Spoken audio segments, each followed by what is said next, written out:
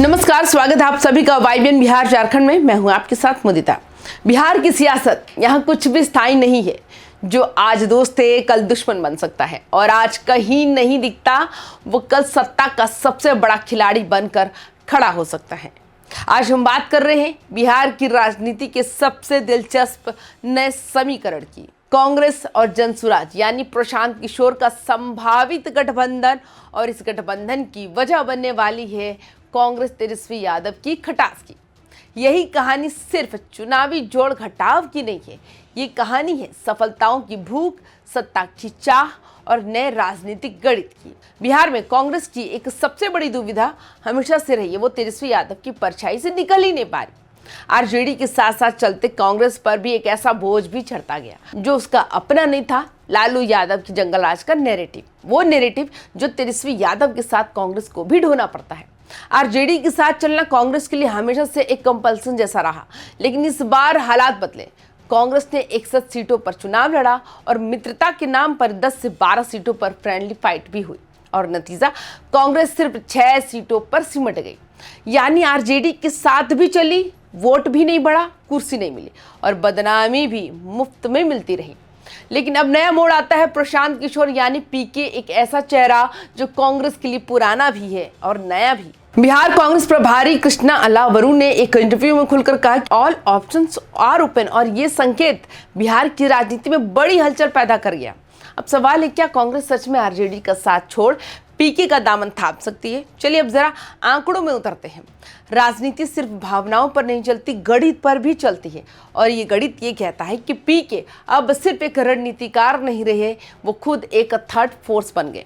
जनसुराज के चौंकाने वाले आंकड़े, 238 सीटों पर लड़ी जनसुराज 129 सीटों पर तीसरे नंबर पर, 1 सीट पर दूसरे नंबर पर, 73 सीटों पर चौथे नंबर पर, 24 सीटों पर और 5वें नंबर पर, और सबसे बड़ा आंकड़ा 33 सीटों पर जनसुराज को मिले वोट जीत के मार्जिन से ज्यादा है।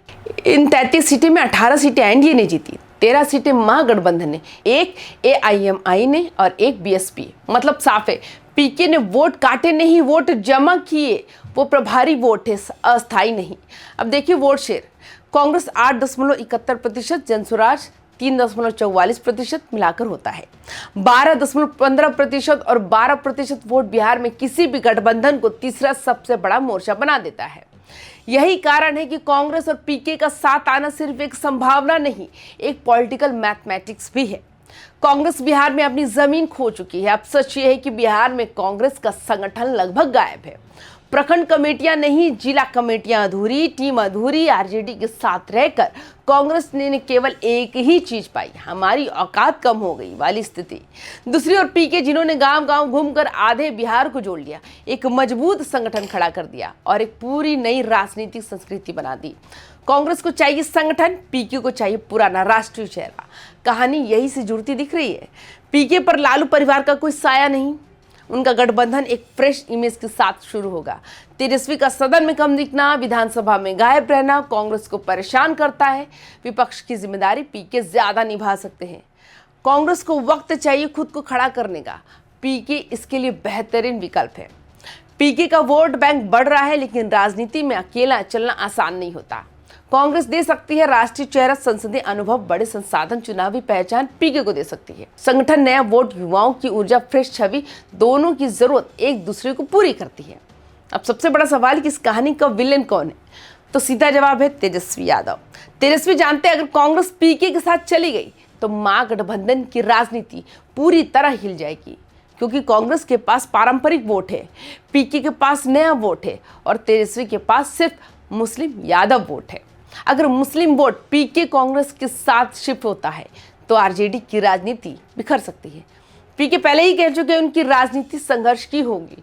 नीतीश कुमार को वादों पर घेरेंगे, गांव गांव जाएंगे और अगले 2 साल संगठन मजबूत करेंगे।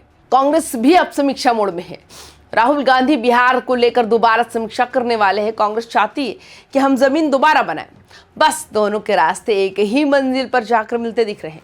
सवाल है कि क्या कांग्रेस और पीके एक साथ आएंगे? जवाब, संभावनाएं बहुत है। क्यों? क्योंकि कांग्रेस आरजेडी से निराश है, पीके कांग्रेस से दूर नहीं। दोनों का वोट बैंक मिलकर तीसरी ताकत बनेगा। दोनों की राजनीति का लक्ष्य समान है, नीतीश और आरजेडी। दोनों से अलग तीसरी धुरी बनाना, और सबसे महत्वपूर्ण, कांग्रेस के पास अब खोने के लिए कुछ नहीं है, पीके के पास पाने के लिए बहुत कुछ है, सब कुछ है। बिहार की राजनीति हर पल बदलती है। हो सकता है कि आने वाले महीनों में आरजेडी कांग्रेस की पुरानी दोस्ती इतिहास बन जाए और कांग्रेस पीके का नया गठजोड़ भविष्य की राजनीति तय करे। तेजस्वी यादव जहां आज विपक्ष के नेता है, कल शायद कांग्रेस और पीके उन्हें ही विपक्ष की राजनीति से किनारा कर दे। बिहार की राजनीति में नया अध्याय शुरू होने वाला है। सवाल सिर्फ इतना ये है कि अध्याय कब खुलता है और कौन इस खेल का असली मास्टर साबित होता है।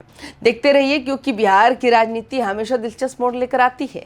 तो आपको हमारी ये वीडियो कैसी लगी, आप हमें कमेंट्स करके जरूर बताएं। बाकी तमाम खबरों के लिए YBN बिहार झारखंड को सब्सक्राइब भी जरूर करें। नमस्कार।